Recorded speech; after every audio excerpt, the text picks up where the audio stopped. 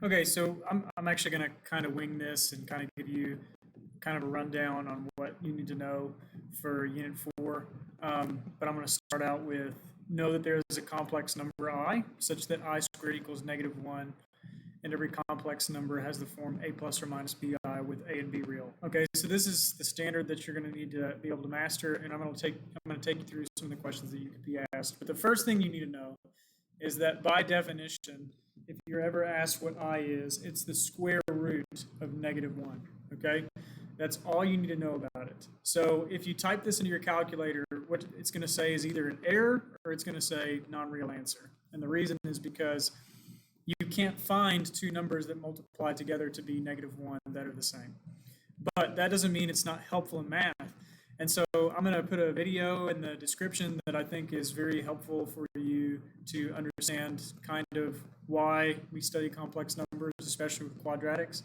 But this is all you need to know. By definition, I is equal to the square root of -1. So if I is equal to the square root of -1, what you can do is square both sides. And what happens is in a sense, that square root cancels with the square.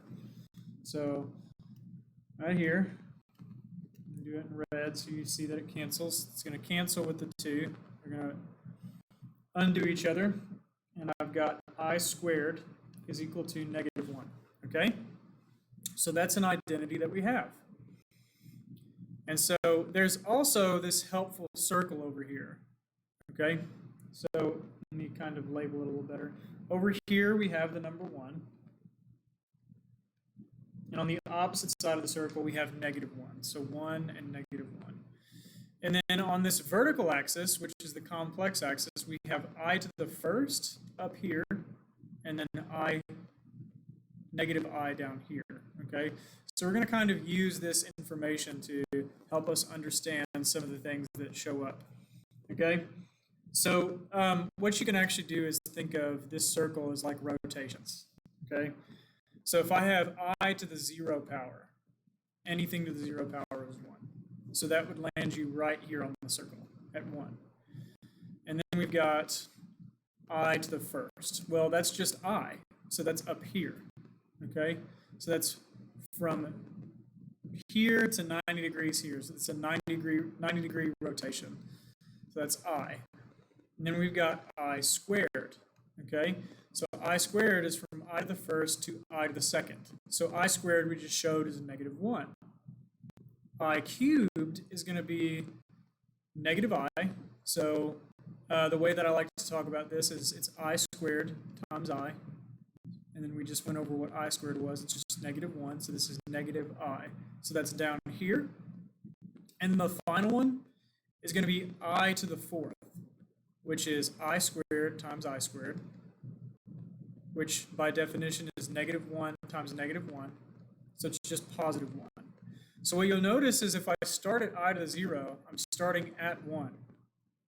And then I to the first, I go here 90 degrees. I to the second, another 90 degrees, so 180. I to the third is 270, so -I. And then I to the fourth is back at 1. So this becomes a cyclical nature. So then what about like I to the 5th? Well, I mean, it's just I to the 4th times I, which is 1. Okay? So you've got 1 times I, which is just I. So it becomes this cyclical nature. So this is 0, 1, 2, 3, 4. I to the 4th. So I to the 0, I to the first, I to the second, I to the third, I to the 4th. And then you can continue that pattern. I to the 5th, I to the 6th, I to the 7th, that kind of thing. So as your first example, I encourage you to pause the video and see if you can get this. And say, I have 3I minus I to the 9th. You want to know what that's equal to. Well, what I can do is I can use this little circle, and I can go from I to the 0 to 1, 2, 3, 4, 5, 6, 7, 8, 9.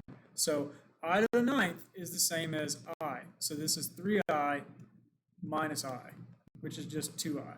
So this is the kind of thing they're going to want you to simplify, okay? Let me see if I can find another problem here. They're also wanting you to simplify certain radicals. So let's say I have 7 minus the square root of negative 49. Let's say that's the thing I'm dealing with. And I want to write it in a plus or minus bi form. And this is going to be minus bi form because it's a negative there. So, right, the first thing I'm going to do is I'm going to notice that this is a negative square root. So if I try and write this in my calculator or type this in my calculator, I'm going to get an error message. It's probably important to show you that. So if I go over here and I show you square root negative 49, it's going to say error or non-real answer. Yeah, error, non-real answer.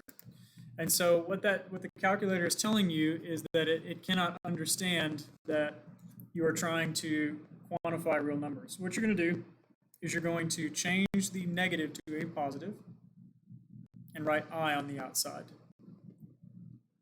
So this is telling yourself that this is an imaginary number, just this part. And then I can take the square root of 49, and I've got 7 minus 7i. And that's all you need to do. So 7 and negative 7i do not commute because they are not like terms, kind of in the same sense that if I had 7 minus 7x, they wouldn't equal 0, okay? So unless this other term has an x, these aren't going to commute. This is a constant, and this is something with a variable, okay? So that's what you need to know. That's another example, so I'll call that example 2.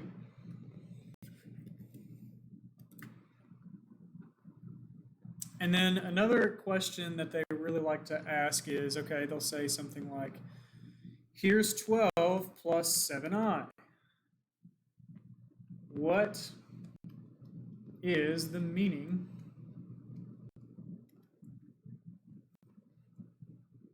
of I? And so they'll give you some options. They'll say negative square root of 1, b is equal to the square root of negative 1. C is equal to quantity square root negative 1 squared. And then D is negative square root of negative 1 squared, something like that. And so you'll look at it and you'll say, okay, well, what's the definition of I? Well, if I go up here, just like we talked about at the very beginning, I is the square root of negative 1, okay? So if I is the square root of negative 1, then it's going to be a pretty easy choice. I just have to find the one where I is the square root of negative 1, and that's B, okay? So B would be the correct answer here.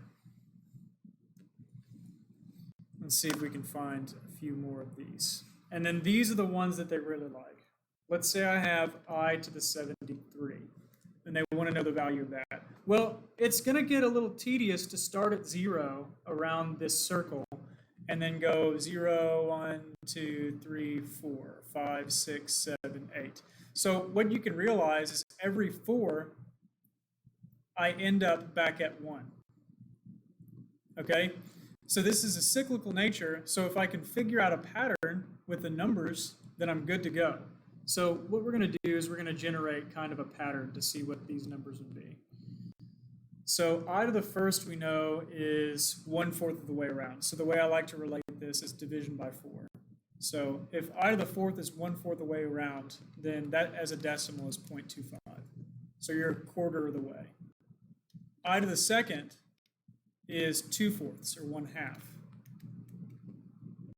I to the third is going to be 3/4, which is 0.75. And then I to the 4th is whole, so 4/4. So the power divided by 4 is going to give you a decimal of 0 and 1.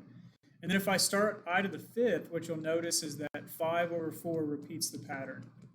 And so 5/4 is going to be 1.25. And that pattern will just start to continue all the way down, okay?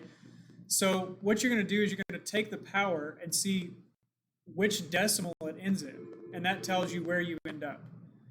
So 73 divided by 4, what's that going to be?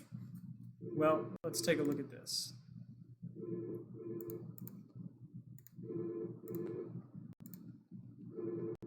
I'll get that here in a second. That's 18.25. So what this is telling me is that we're ending back at I to the 1st. And that's about all I wanted to say. So I to the 73rd is actually equal to I. There we go.